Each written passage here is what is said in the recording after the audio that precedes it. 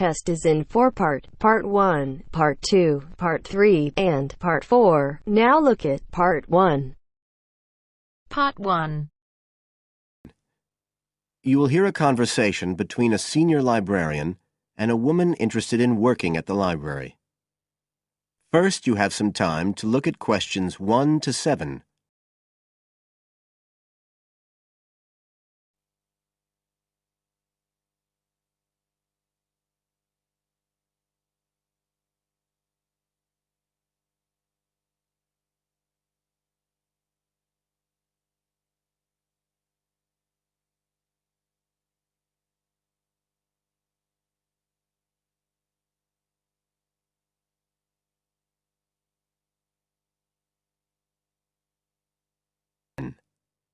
You should answer the questions as you listen, because you will not hear the recording a second time. Listen carefully and answer questions 1 to 7. I'm interested in doing some work for the library. Are you the person to speak to? Yes. Right. Well, what sort of work are you interested in? Well, I've just come to live here in Australia. I don't want a full-time job until my children have settled down, but I really need to get out of the house a bit. And I heard you need voluntary workers for various projects. Right. But I don't know if I have the right skills. Well, we do provide training. Oh! We always include an orientation to the library, together with emergency procedures. That's fire regulations, emergency exits, first aid so you can cope with accidents or sudden illness. Things like that which are necessary for anyone who's working with the public. Then we give specialist training for particular projects, like using our database system. I do have quite good computer skills, in fact. Oh, great.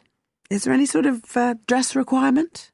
Well, all staff have to wear a name badge, so they can be identified if they go outside the staff-only areas.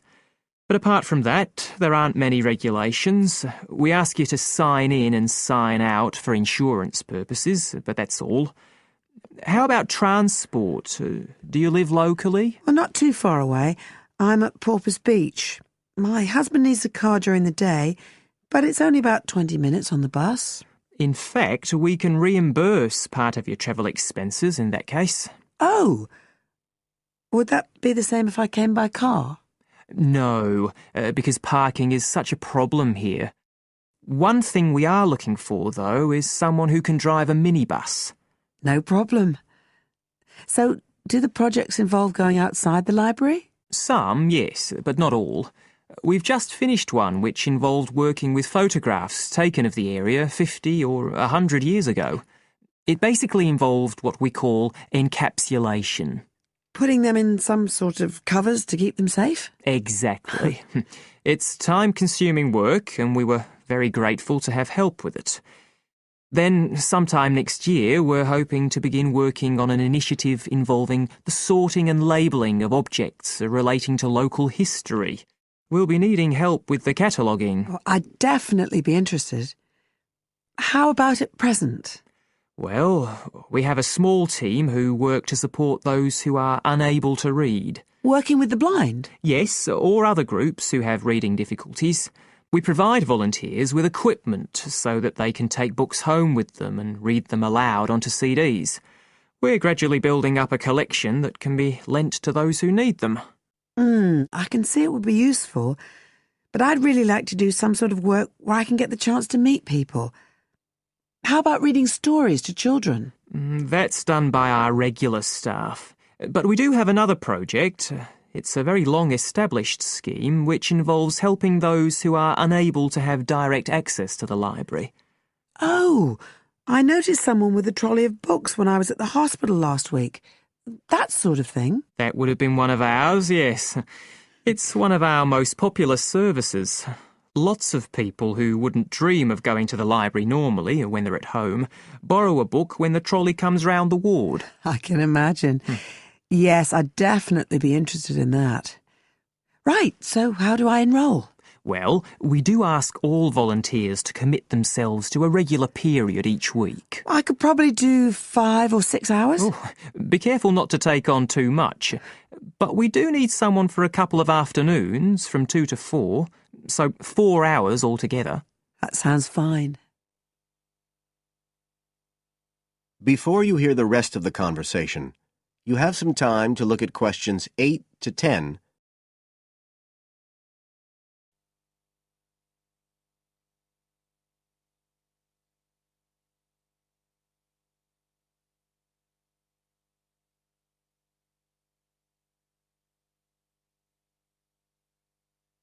Now listen and answer questions 8 to 10. Right, so here's the application form. It asks the usual questions, name and address and telephone number. You also need to fill in details of who we should get in touch with in case of any accident or problem like that. We do need to have that filled in.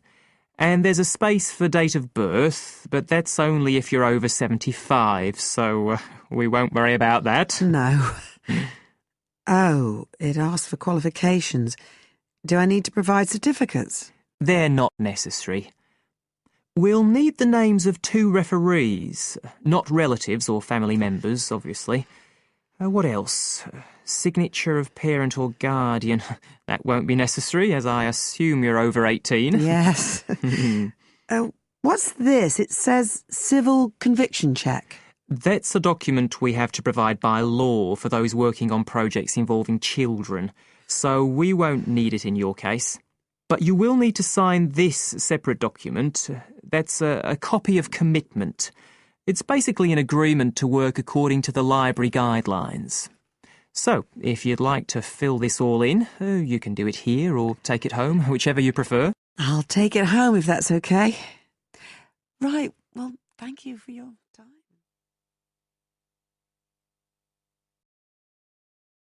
That is the end of part 1.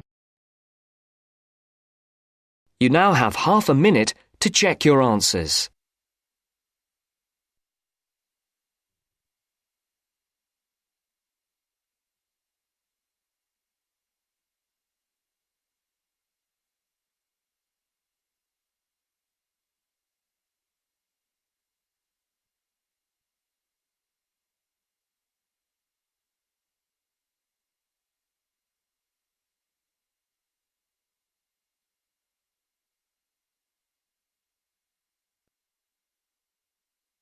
Now turns to part 2. Part 2. You'll hear a radio program on the process of making beer. First, look at questions 11 to 14.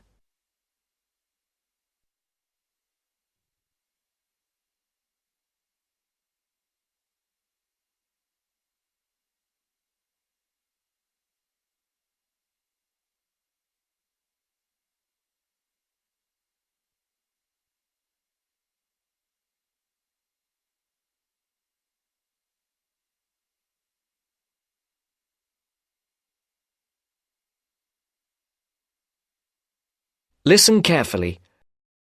Hello and welcome to Gourmet Evening, and this week we're looking at the world's popular beverage, a great favourite today, beer.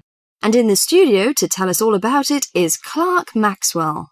Beer is one of my personal favourite beverages, and I've got a number of facts, tips and trivia about beer to share with you. So, who invented beer and when? What is beer made of? Actually, historians are not entirely sure when beer was invented, but they guess that beer was created accidentally by early nomadic tribes roughly 10,000 years ago. The 4 primary ingredients are malt, hops, yeast and water. Malt, which gives the beer a sweet taste, is made from barley soaked in water until its husks open and sprout. The sprouts are then dried and crushed. The small flowers of the hops vine are added partly because they taste bitter, helping balance the sweetness of the malt. Hops prevent the growth of bacteria that can spoil beer. Yeast is responsible for fermentation, which creates the alcohol and carbonation. Beer makers sometimes use additives or substitutes for malt or hops. Substitutes such as corn or rice can make a beer lighter or cheaper to produce. Before the broadcast continues, look at questions 15 to 20.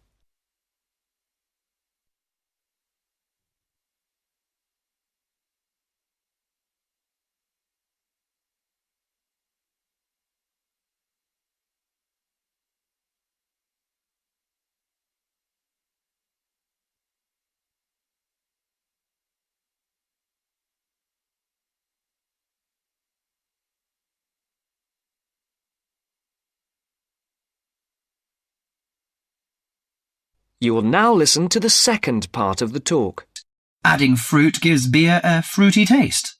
Beer is not high in alcohol, as we know.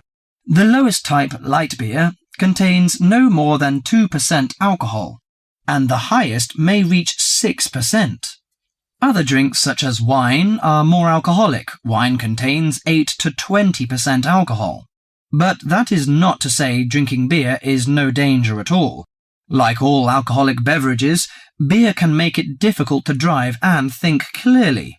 Excessive drinking can also lead to liver damage, high blood pressure, stomach ulcers, and other health problems.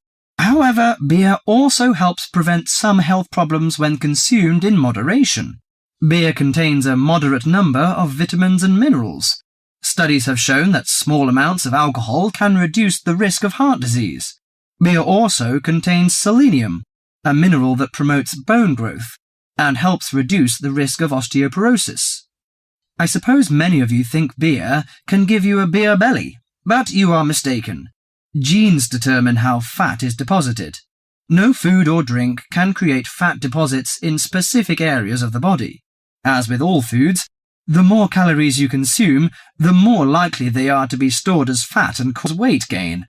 Beer contains no fat and averages 150 calories per serving. Well, one more thing. Pay attention to the storage and containers of beer. They will affect its taste. It's a mistake that the taste of beer improves with age, like that of some wines. Beer is a food product that will eventually become stale. It should be stored in a cool, dark location before consumption, and the colour of a bottle can influence the flavour. Brown bottles block out light that reacts with the hops, which could damage the flavour. Green or clear bottles provide little or no protection from light damage. Do you know which country drinks the most beer? Although Britain is even on the list of big consumers, actually the Czech Republic consumes the most beer, at 156 litres per person per year, followed by Ireland and Germany. That is the end of part 2. You now have half a minute to check your answers.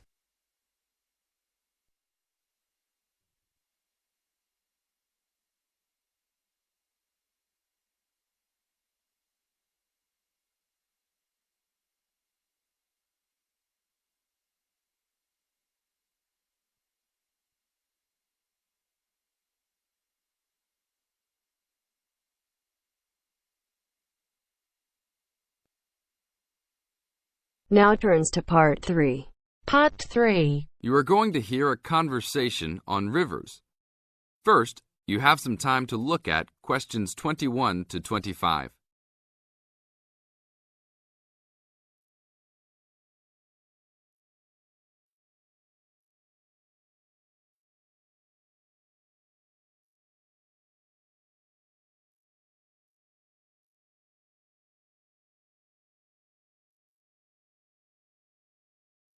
Now listen to the tape and answer the questions. Please tell me about the current state of the Amazon.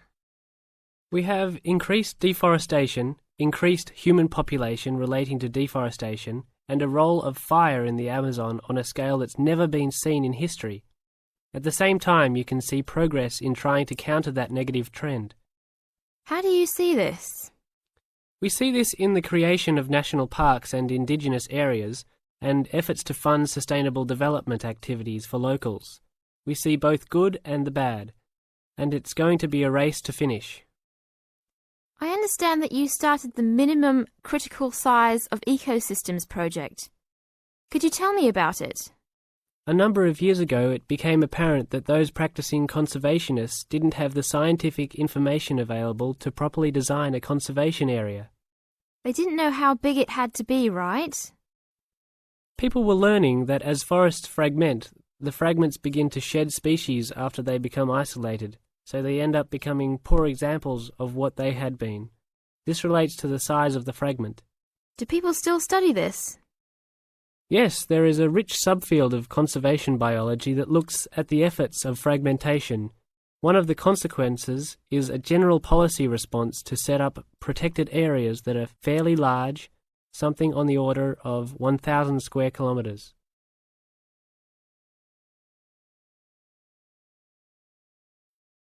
Now look at questions 26 to 30.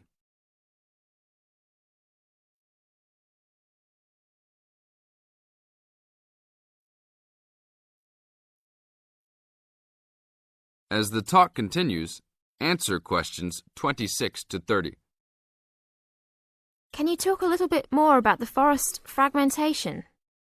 As habitats are destroyed, they are accompanied by habitat fragmentation.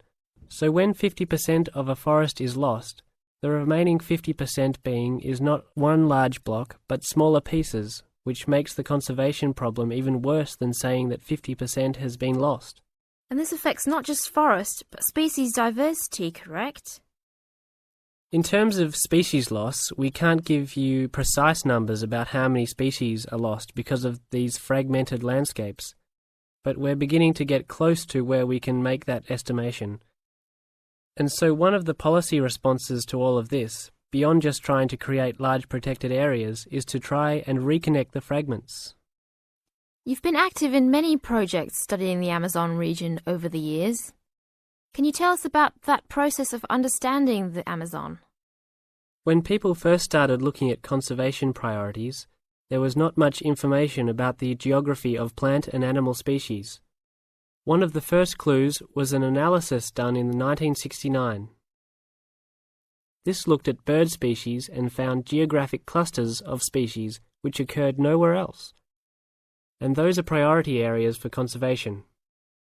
Was this when people began prioritising refuges?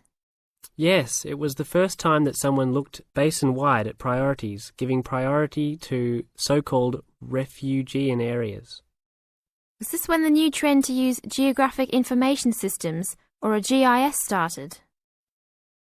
That was in 1990 after we worked out a whole set of biological and conservational priorities and produced a big map using GIS.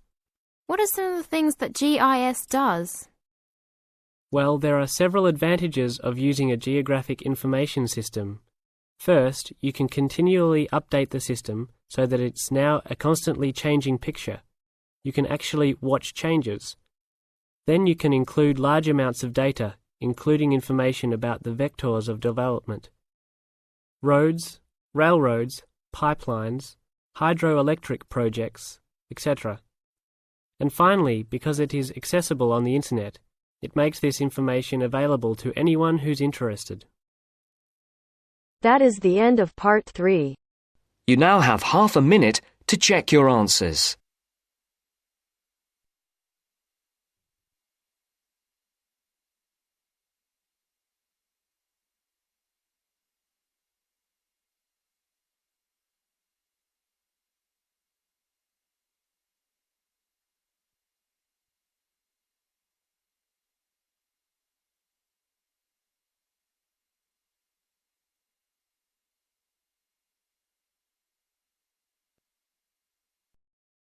Now turns to part 4.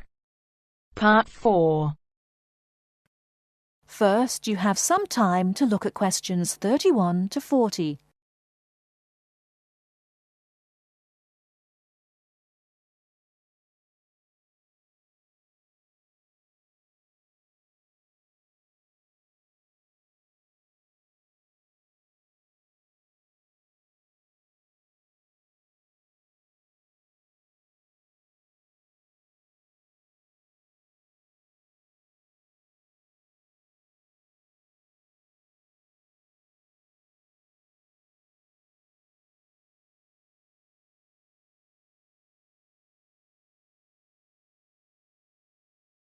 Now listen carefully and answer questions 31 to 40.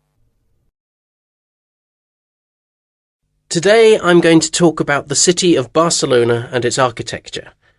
First, the city. Barcelona is a city of some 1.5 million people. It is a port situated on the northeast coast of Spain in the province of Catalonia. The people speak Catalan as their native language, but most are also fluent in Castilian Spanish and some speak English too. The city centre is surrounded by a ring road which encloses a grid with two major roads running diagonally across it. These are the Avenidas Diagonal and Meridiana. Probably the most famous street in Barcelona is La Rambla, which connects the Plaça de Catalunya in the town centre to the statue of Columbus on the water's edge. All along the centre of this wide boulevard are stalls selling flowers and artistic works. Barcelona was founded by the Carthaginians from modern-day Tunisia in North Africa. It grew under the influence of the Roman Empire, later becoming the capital of Spain. Under strong government, it expanded its trade, exporting cloth to other Mediterranean ports, and establishing itself as a financial centre. It went into decline after 1400, and in 1640 it was the centre of the Catalan Revolution against King Philip IV of Spain. Now it is considered by many to be the cultural centre of Spain, and the Olympic Games were held there in 1992. Now to the architecture. Throughout the city there are many fine buildings, churches, cathedrals, markets and squares, which date back to the 13th century. One very fine square, which can be entered from La Rambla, is the Plaça Real, or Royal Square. This was built by Molina in the 19th century. 7 narrow passages lead into a large central area, which is surrounded by 2-storey buildings.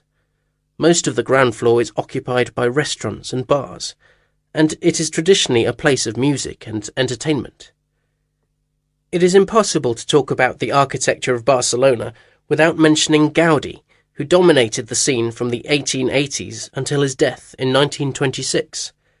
His style was unique, a decorative form of Art Nouveau, the style of the 1920s and 30s in Europe. It was based on organic natural forms, which often seem to defy the qualities of the materials they are made from. I will mention just 3 of his best-known works today. The first is Güell Palace. This was built for the Count of Güell, one of Gaudí's main supporters. The building features 2 arched gates, which lead into the stable area. Inside are 2 circular staircases, one for people and the other for horses. The ground floor is built of brick, but there is also much natural stone used in the construction. The roof is quite fantastic, with brightly coloured sculptures built around the chimneys and ventilation shafts. Another project commissioned by Güell is the park named after him.